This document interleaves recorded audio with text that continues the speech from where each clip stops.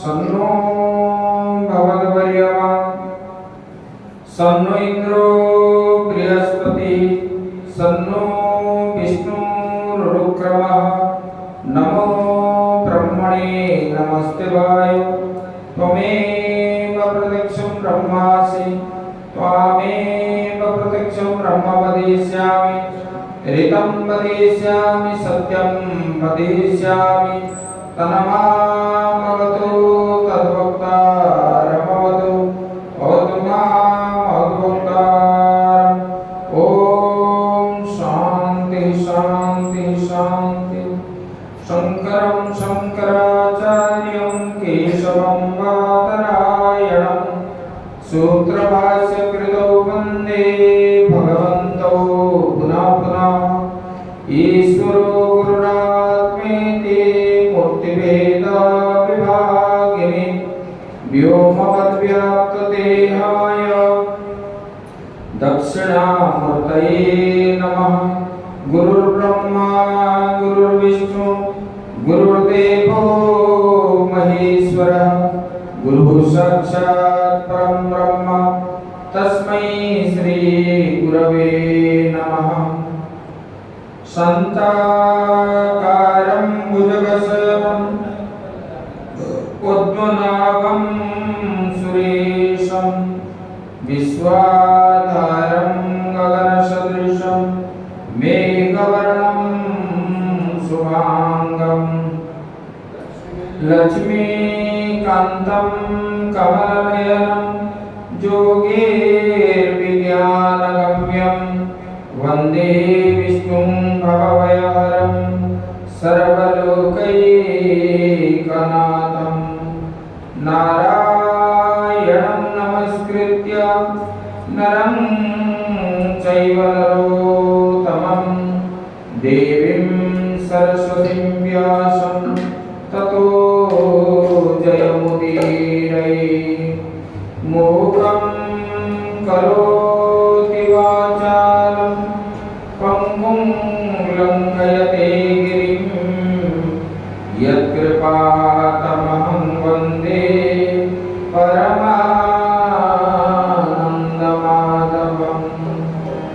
सच्चिदानन्दरूपाय विश्वोत्पत्त्यादिहेतवे तापत्रयविनाशाय श्रीकृष्णाय वयं नमः। बोलिए सच्चिदानंद भगवान की, सद्गुरुदेव महाराज की, श्रीमद्भागवत महापुराण की। ओम नमः पार्वती पते हर हर महादेव। श्रीमन्नारायण नारायण नारायण श्रीमन्नारायण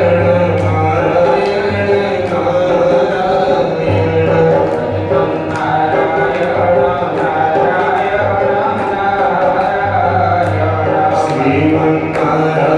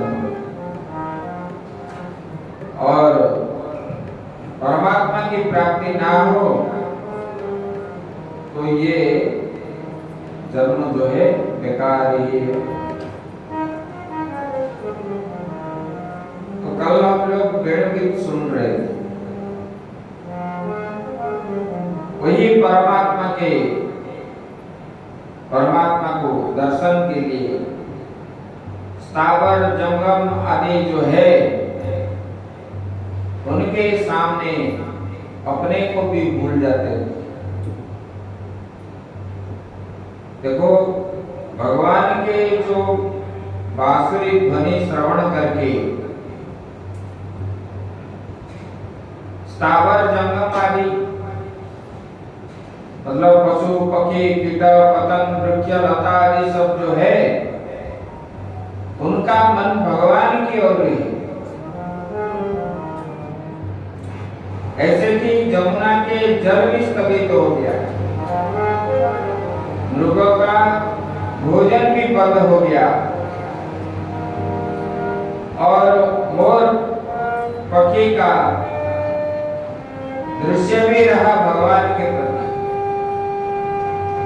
सबका लक्ष्य एक है, जीव का सबका लक्ष्य एक है, भगवान परमात्मा की प्राप्ति करना। ये वेणुगीत में बता दिए, आगे बता रहे हैं चीर हरण। ये जो चीर हरण है इसको बोलते हैं वेदांत में आवरण भंग। जीव का जो मल है, विक्षेप है, आवरण है, ये जन्म जन्मांतर का है। जैसे कि सूर्य होने पर भी जब बादल ढकता है तो बादल के कारण हम जो है सूर्य को नहीं देख पाते। ये आवरण होकर के बादल वहां खड़ा हो गया, इसकी वजह से हम सूर्य को देख नहीं पाते और बादल हटने पर सूर्य को हम देखते हैं। ऐसे अपने अंदर भी आवरण है। अंदर में क्या है? काम है, क्रोध है, लोभ है, मोह है, ये सब आवरण के रूप में पड़े। नहीं तो हम रोज सोने के समय जब सुषुप्ति में जाते हैं, परमात्मा के साथ हमारा मिलन भी होता है, लेकिन हमारा ये याद नहीं रहता। किस लिए? इसके कारण, ये आवरण के कारण, संसार के बंधन के द्वारा हम बंधे गए। इसकी वजह से हमको चारों ओर संसार ही दिखता है। संसार दिखने के कारण ही परमात्मा हमको नहीं दिखते। जब परमात्मा दिखेंगे तब संसार नहीं दिखेगा। तो ये जो चीर हरण है, गोपियों ने भगवान जो है जमुना के किनारे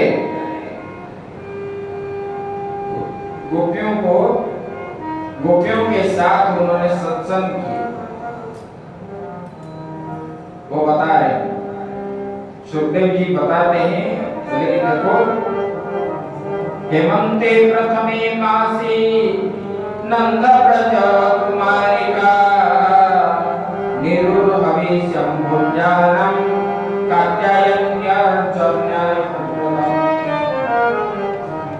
बोले कि हेमंत के प्रथम मासी, बोले कि जब हेमंत ऋतु आया है, प्रवेश किया है हेमंत ऋतु, ये हेमंत ऋतु जब प्रवेश हुआ, बोले कि ये नंदलाला के ब्रज में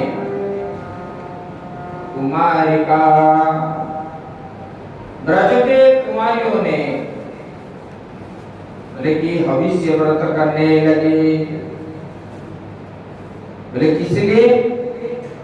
हविष्य करके, एक बार भोजन करके। बोले किस लिए एक बार भोजन कर रहे थे? बोले कि कात्यायनी व्रतम, कात्यायनी, माता कात्यायनी का ही, देवी का अर्चन कर रहे थे, पूजन आदि करते थे, और व्रत भी ये। बोले कि किस लिए? ये कात्यायनी व्रत जो किए, किस लिए किए? कोई भी कुछ करता है तो उसके पीछे कुछ कारण रहता है।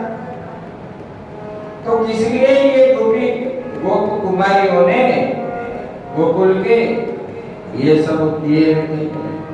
तब बता रहे, कात्यायनी महामाये माया जोगेश्वरी नंद गोपो सुतम देवी पतिं मे गुरु मे ते नमः इति मंत्रं जपन्त्यास्ता पूजं चक्र कुमारिका नंद गोपो सुतम देवी पतिं मे गुरु ते नमः।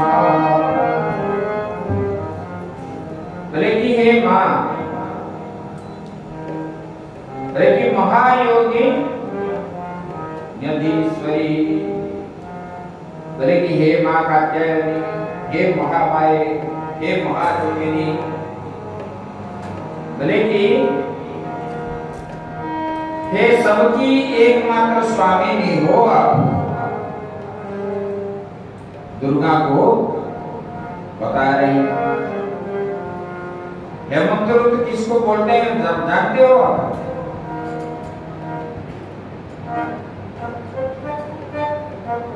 हेमंत जो है ये आश्विन और कार्तिक महीना को बोलते हैं, इसको बोलते हैं हेमंत ऋतु। ये आश्विन महीना में माता दुर्गा का पूजन कर रहे थे कुमारियों ने, ब्रज के कुमारियों। बोले किस लिए? ना नंद गोपोसुतम देवी पतिं मे गुरु मे नमः। बोले कि हम लोगों को ये नंद सुत जो है पति के रूप में प्राप्त हो। ये कुमारियों ने बोले कि हमको कैसे ये ब्रजराज कृष्ण जो है श्याम सुंदर ये हमको पति के रूप में प्राप्त हो। ऐसे बोल करके प्रतिदिन सुबह उठ करके जमुना जी में जाते थे, स्नान करके भगवान का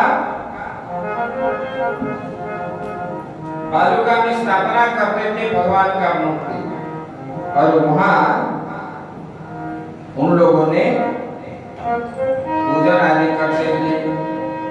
और पूजन करते समय भगवान का लीलाओं का स्मरण करते थे, भगवान का स्वरूप को ही देखते थे।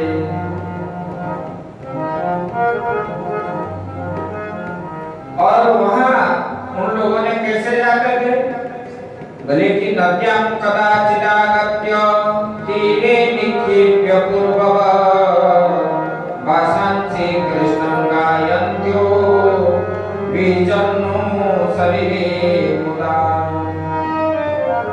लेकिन ये जो है गोपियों ने अपना अपना वस्त्र जमुना के तट पर निकाल करके रख देते थे, रख करके जल के अंदर प्रवेश कर रहे थे। ये जब हुआ तब भगवान को मालूम हुआ वो तो अंतर्यामी है। देखो जैसे कि संतान के अंदर कुछ अवगुण हो तो माता पिता उनको सुधारते हैं, ऐसे भक्त के कोई कुछ अवगुण हो तो भगवान क्या करते हैं, उनको ठीक करते हैं। तब भक्त और भगवान के अंदर जो संपर्क होता है, हम क्या स्तुति करते हैं, त्वमेव माता च पिता त्वमेव त्वमेव बन्धुश्च सखा त्वमेव त्वमेव विद्या द्रविणं त्वमेव त्वमेव सर्वं मम देव। लेकिन भगवान क्या है, हमारा माता है, हम इस रूप में देखते हैं, पिता भी है, सखा भी है, बंधु भी है, इसी आदि आदि। जो सबसे अपना है, जब व्यक्ति को चोट लगता है तो किसको बुलाता है, दो व्यक्ति को वो बुलाता है पहले, किसको, एक तो माँ को बुलाता है, एक तो भगवान को बुलाता है।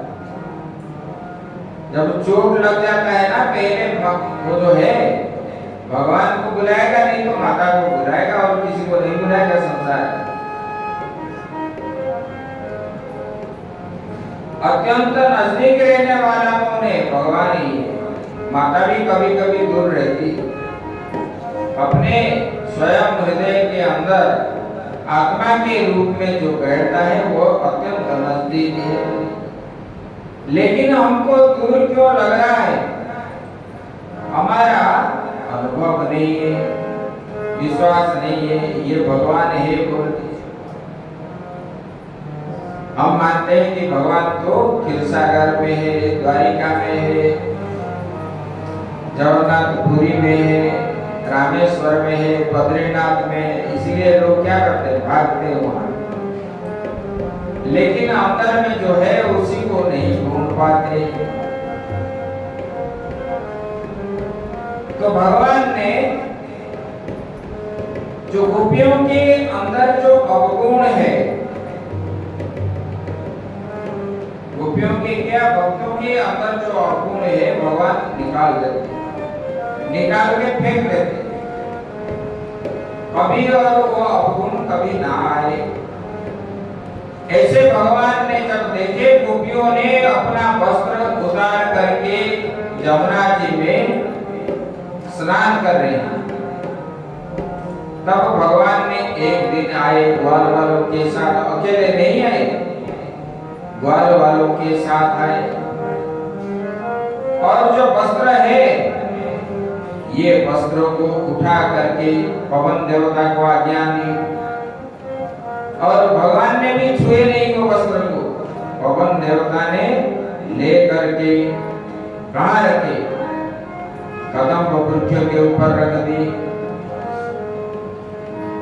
और उन लोगों ने स्नान कर रहे थे, इनको मालूम नहीं है और भगवान ने जानबूझ करके उन लोगों को मालूम हो तब भगवान ने बांसुरी बजाने लगे और सब लोग घबरा गए। बोले क्या रे, हम इस प्रकार स्नान कर रहे हैं, यहाँ कोई आया है। जब बांसुरी का धुनी सुनने लगे बोले कि ये और दूसरा कोई नहीं है, भगवान स्वयं, बोले कि भगवान ही आए हैं।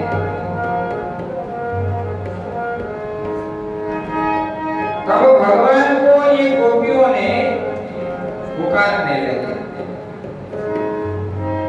जब देखे भगवान का बांसुरी ध्वनि जब देखे और उनको मालूम हो गया कि भगवान ही है और उन्होंने स्वयं भी देख लिए, उसके बाद उन्होंने जल से बाहर आने के लिए चाहे अपने कपड़ा पहनने के लिए देखे तो वहां वस्त्र नहीं है। तब जो गोपियों ने और दुविधा में फंस गए। इधर जो है उसी मौसम में ठंडी बहुत है और जल के अंदर है और सुबह सुबह है, ज्यादा समय रहने लगे तो ठिठुर रहे और जब भगवान को देख लिए तब बोलने लगे, कान्हा तुम हमारा वस्त्र ले गए हो। भगवान बोले मैं क्यों लूंगा? बोले ये इधर तो था, उधर कैसे गया? बोले मुझे क्या मालूम है, मैंने तो यहाँ आकर के सुबह सुबह बैठ करके मैं बांसुरी बजाता हूँ अपने सखाओं के साथ, मुझे ये सब मालूम नहीं है। तो बोले कि फेंक दो, हमारा वस्त्र फेंक दो। बोले हम क्यों फेंकेंगे, किसने ला करके रखा, ये किसका वस्त्र है, हम क्यों फेंकेंगे? ऐसे भगवान बोले। बोले कि देखो नहीं फेंकोगे तो हम जा करके नंद बाबा से शिकायत करेंगे। भगवान ने बोले ठीक है तुम जाओ, हम भी जाकर के आपके पतियों के पास बोलेंगे कि इन लोगों ने जाकर के जमुना जी में ऐसे स्नान कर रहे हैं, आपके घर में बताएं। बोले कि ऐसा नहीं है, हम तो ऐसे मजाक में आपको बोल दिए, ऐसा नहीं करना। बोले कि हम तो आपके दासी है और आप जो है ये हमको दे दो हमारा वस्त्र। जब इस प्रकार बोलने लगे तब भगवान ने बोले ऐसा नहीं। भगवान बोलने लगे भवत्यो योनि में दास्यो मयोक्तम करिष्यथ अत्रागत्य स्वासिंस प्रतीक्षन्तु शुचिस्मिता। बोले कि देखो, बोले कि तुम्हारी मुस्कान जो है हे कुमारियों, तुम्हारी मुस्कान पवित्र है और जो है प्रेम से भरी है। जब तुम अपने को दासी स्वीकार करते हो मेरा, तो मेरी आज्ञा का पालन करो। अगर तुम दासी हो बोले कि आज्ञा किया है बताओ। बोले कि आप लोग अपने आप आ करके अपना वस्त्र उठा लो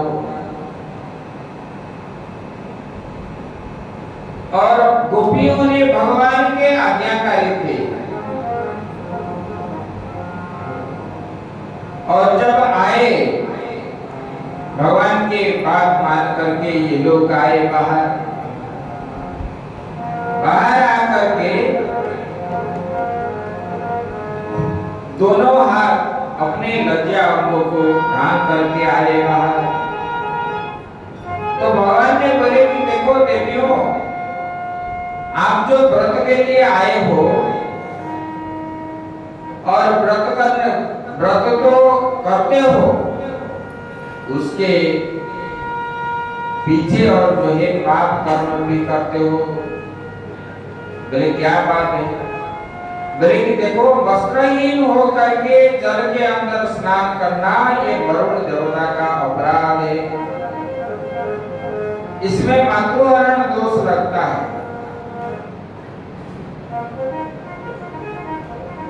और जो है वो कभी वो श्रीहीन हो जाता है, इसलिए तुम जो है उनको क्षमा याचना करो। तब गोपियों ने भगवान के आज्ञा को मान करके दोनों हाथ जोड़ करके भगवान को क्षमा याचना की। देखो, इसमें गोपियों ने जो व्रत लिया, भगवान ने बताया कि देखो, आप लोगों ने जिस व्रत को धारण किए हो, इसको निभाना भी है। और आप लोगों ने ये यहाँ पर आकर के वस्त्रहीन होकर के जल में स्नान करते हो, तो इसमें दोष लगता है। इसलिए तुम जो है भगवान को प्रणाम करो। और भगवान की ये बात सुन करके ब्रज कुमारियों ने क्या किया? दोनों हाथ उठाए और उन्होंने सोचने लगे, हम लोग तो वास्तविक यही पाप कर्म किए। तब उन्होंने दोनों हाथ जोड़ करके भगवान को प्रार्थना की। लेकिन उन्होंने भगवान को ही नमस्कार किए, इसलिए वो जानते हैं ये तीनों लोगों के स्वामी हैं और हमारे अंदर भी ये है, अंदर बाहर ये जमुना के जल भी वही है, जमुना जी भी वही है।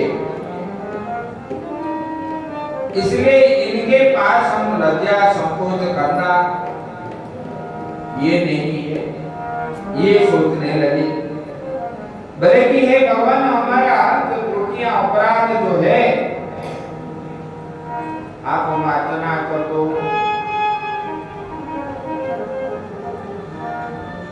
और भगवान के आज्ञा के अनुसार सब कुमारियों ने जब प्रणाम किए, तब भगवान ने बहुत प्रसन्न हो गए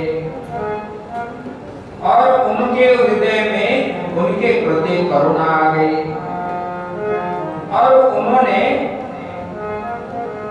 वस्त्र दे दिए सबको। बोले कि भगवान ने कुमारियों से छलभरी बातें की, उनका लज्जा संकोच छुड़ाने के लिए। देखो, पिता माता के पास, भगवान के पास जो कुंठाबोध होता है, लज्जा करता है, उनको जो है कभी सफलता प्राप्त नहीं होती। इसलिए निसंकोच भाव से अपने मन की बात जो है भगवान और पिता माता को बोलना चाहिए। फिर जो है वो कभी रुष्ट नहीं होते। जो बात को छुपाते हैं, बड़े लोग जो है रुष्ट हो जाते हैं, जो नहीं छुपाते उसके ऊपर कभी रुष्ट नहीं होते। अरे गोपियों ने अपने वस्त्र पहन लिया और भगवान को अपने बस में कर रखा था। लेकिन एक पग भी उन्होंने वहां चल नहीं पड़े, भगवान को निहारते रहे और अपने नयन से भगवान को जो है लज्जित नयन से निहारते रहे बार बार। क्योंकि उन लोगों का भावना क्या था? गोपियों का भावना थी कि हमको जो है ये भगवान पति रूप में प्राप्त हो, इसलिए तो वो व्रत कर रहे थे। बोले कि जिन्होंने अपना प्राण, भगवान ने सोचने लगे जिन्होंने अपना प्राण और मन मुझे समर्पित कर रखा है, बोले कि उन लोगों के मन में सांसारिक वासनाएं वह नहीं रहता। जो भगवान के प्रति अर्पित हो गया है वो कभी बोलता नहीं कि ये मुझे ये नहीं दिया, वो नहीं दिया, मुझे इस स्थान में रहना चाहिए, उस स्थान में रहना चाहिए, यहाँ मिलना चाहिए, वो मिलना चाहिए। वो कभी दोष त्रुटि किसी का नहीं देखता है। मुझे ये बोला, ये बोला। भक्त का लक्षण यही है। भगवान को प्राप्ति करना भक्त का लक्ष्य है। और किसी कहा मिला कहीं नहीं मिला, ये तो सांसारिक वस्तु है। सांसारिक वस्तु में इनका मन कभी नहीं रहता। सांसारिक वस्तु देखने वाले अज्ञानी होते हैं, वो भगवान को कभी प्राप्त नहीं होते। और भगवान ने बोले कि ये तो मुझे सब कुछ समर्पण कर दिए। देखो गोपियों ने चाहते थे,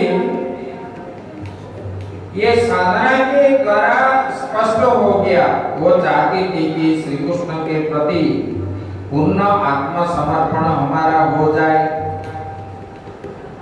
इसलिए तो भगवान ने जो कुछ भी बोले उन्होंने मान लिए।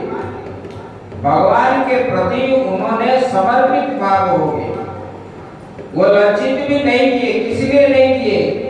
गोपियों को मालूम था कि ये हम तो विवस्त्र होकर के अंदर स्नान कर रहे थे और ये जमुना भी कृष्ण है, जमुना के अंदर जल भी कृष्ण है और ये वायु भी कृष्ण है, वो उनके ये तेज भी कृष्ण है।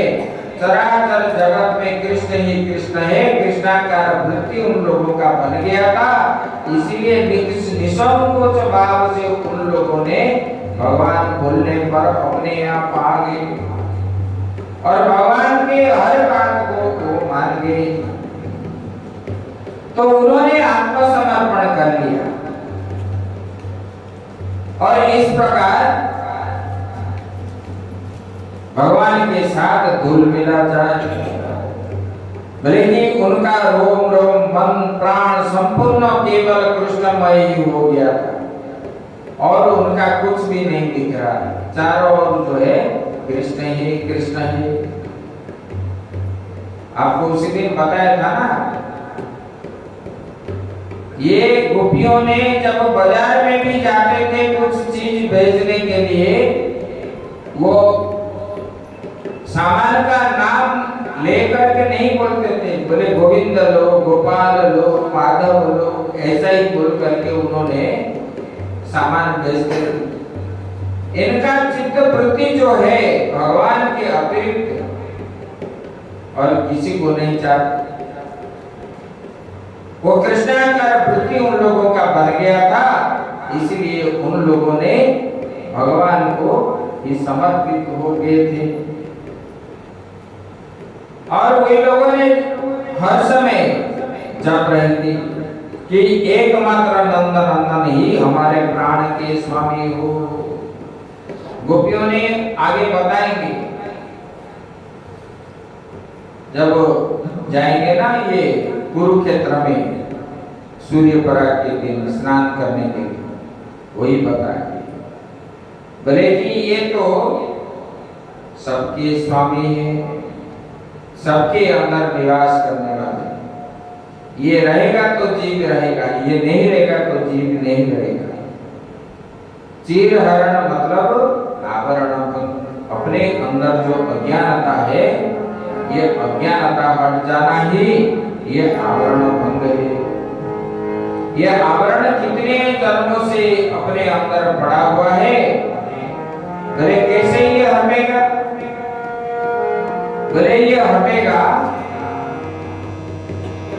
भगवान का दर्शन करने से, भगवान का पूजन करने से, भगवान का जाप करने से। अपने अंदर भी जो पड़ा हुआ है, अपने अंदर भी जो बैल पड़ा हुआ है, अनेक जन्मों का बैल पड़ा हुआ है, हम जब जाप करेंगे, जाप करने के बाद ही ये जो है अपने अंदर ये बैर छूटेगा। जैसे कि कपड़ों में दाग लग गया, हम क्या करते हैं, साबुन घिसटते तो वो घिसते घिसते घिसते घिसते वो छूटता है। ऐसे अंदर जो मैल पड़ा हुआ है, इसका साबुन कौन है? गुरु मंत्र का जाप करना। जितने अधिक से अधिक हो, देखो गुरु मंत्र जो है, हमारा शास्त्र कहता है कि 11 साल जब होता है तब गुरु मंत्र लेना चाहिए। एक संस्कार है कर्ण वेद संस्कार, मतलब 7 साल में होता है, नहीं तो 9 साल में, नहीं तो 11 साल में। ब्राह्मण वैश्य क्षत्रिय का ये जो है ये संस्कार है। जनेऊ संस्कार के साथ एक कर्ण वेद होता है, और उसी समय जो है गुरु मंत्र लेना चाहिए। आजकल क्या बोलते हैं, आप जम्मू जाओगे ना, हम जम्मू गए थे, वहां पंडित जो है जनेऊ नहीं पहनते, जनेऊ संस्कार उनका नहीं है। बोले, मैंने पूछा आप लोग तो जनेऊ नहीं कि फिर कैसे पूजा पाठ करते हैं, ये करते हैं? बोले कि महाराज ये जनेऊ हम संभाल नहीं पाएंगे, और कल मरेंगे तो आज हम ले लेंगे।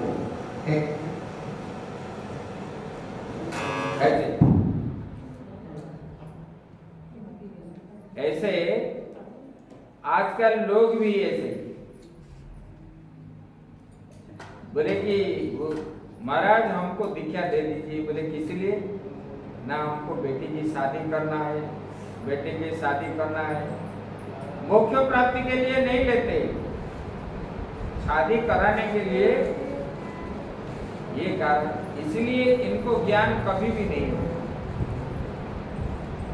अरे गुरु के पास क्यों हम जाते हैं? इसे संसार बंधन से मुक्त होने के लिए गुरु के पास जाते हैं। भगवत की प्राप्ति हो तब जो है गुरु पार करने का जो साधन है, तो इसीलिए वो ये करते हैं। लेकिन लोग ये नहीं मानते। लोग बोलते हैं कि हमारा बेटे की शादी है, बेटे की शादी करनी है, इसलिए गुरुजी हमको थोड़ा दीक्षा दे दी। और उनको कभी भी जो है, मान लो कोई गुरु भी दे दिया, वो गुरु के प्रति कभी श्रद्धा नहीं है।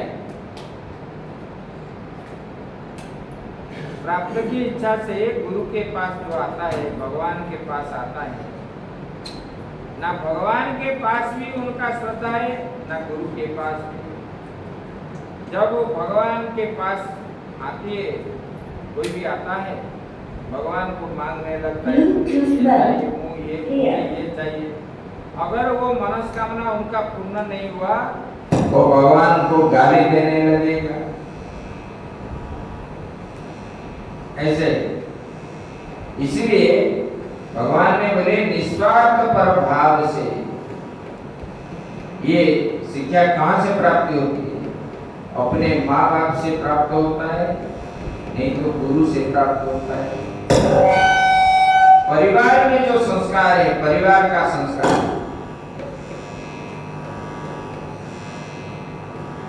दोनों संस्कार के द्वारा ही वो परमात्मा को प्राप्त।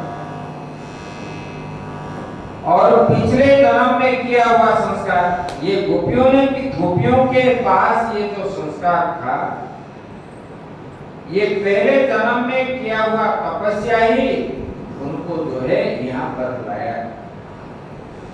मोक्ष प्राप्त नहीं हो पाए, तब इसी जन्म में भगवान का जो है द्वापर में सब गोपियों ने भगवान को देखते देखते ही, भगवान का चिंतन करते करते इनका शरीर से प्राणवायु निकल जाएगा और ये उदात्त हो जाएंगे। भगवान ने ये बताया। गोपियों ने बोले कि जिनके लिए लोक परलोक स्वार्थ परमार्थ जाति पति सब कुछ हम त्याग करके आए। देखो गोपियों ने भगवान को बोलेंगे, अभी भी बोल रहे हैं, बाद में भी बोलेंगे। रास क्रीड़ा में भगवान ने उनको बुला ली, बांसुरी बजा के बुला लिए और ये लोग जाकर के वहां पर पहुंच गए।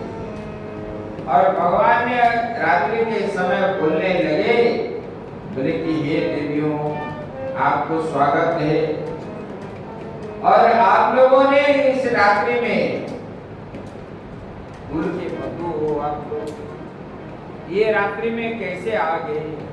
आप अभी जाओगे तो आपके घर वाले आपको रखेंगे नहीं, आपको बदनाम करेंगे। तब उनके सिर पे पत्थर जैसे गिरा, कैसे लगा गोपियों। तब गोपियों ने बोले, हे भगवान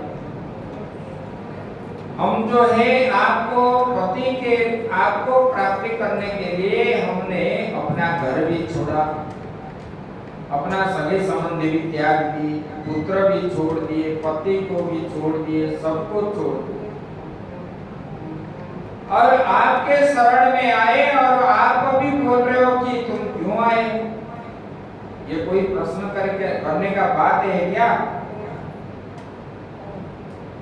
तो गोपियों को ये मालूम था,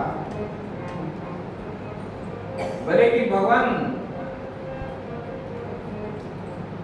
बोले कि कृष्ण के अतिरिक्त जो है वो किसी को नहीं चाहते, इसलिए भगवान ने जो बात बोलते थे उनको मालूम था कि ये जो भी कुछ बोल रहे हैं ये हमारे हित के लिए ही बोल रहे हैं, इसलिए अंधे जैसे वो मान लेते थे।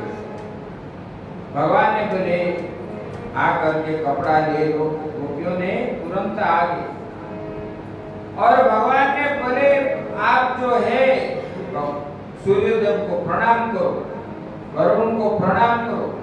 गोपियों ने हाथ जोड़ करके प्रणाम करने लगे, क्योंकि उनको ज्ञान था कि एकमात्र ही सबका अभिलाषा पूर्ण करने वाला वही परमात्मा, ये त्रिलोक के स्वामी हैं कृष्ण भगवान, इनके अतिरिक्त और कोई कर नहीं सकता।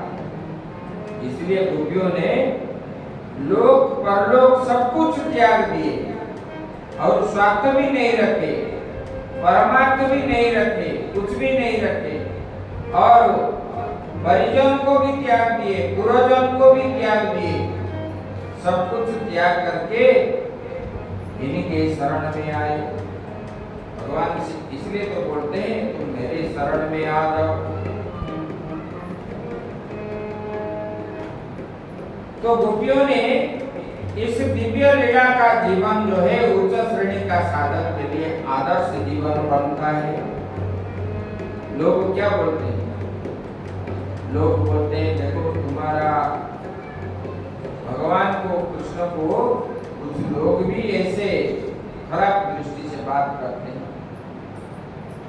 ऐसा बात नहीं है। देखो जो स्वयं परमात्मा है, जो इतने सारे संसार बनाया है और सबको जो बना है, उनको क्या कमी थी कि ये खराब काम करने के लिए वो आई? वो जब ग्रहण करते हैं, लीला करते हैं, इसलिए करते हैं लोक शिक्षा के लिए, लोक संग्रह के लिए, लोगों को शिक्षा प्राप्त हो, धर्म की रक्षा हो, इसके कारण ही ये सब करते थे। तो गोपियों ने इसी भाव से भगवान को प्राप्त किए और भगवान ने उनके पूजा में गोपियों को बोलने लगे मैंने तो आपके पूजा में संतुष्ट हो गया और कभी जो है आपके मन के अंदर, गोपियों के मन की बात भगवान समझ गए और बोलने लगे तो मैं आपका मनस्काम जो है निकट भविष्य में मैं पूर्ण करूंगा। ऐसे भगवान ने बता दिए बता करके ग्वाल वालों के साथ जंगल की ओर चल पड़े और गोपियों ने भगवान को प्रतीक्षा करके रहने लगे। आगे की बात हम कल करेंगे। ओम पूर्णमदः पूर्णमिदं पूर्णात् पूर्णस्य पूर्णमादाय पूर्णमेवावशिष्यते। ओम शांति शांति शांति।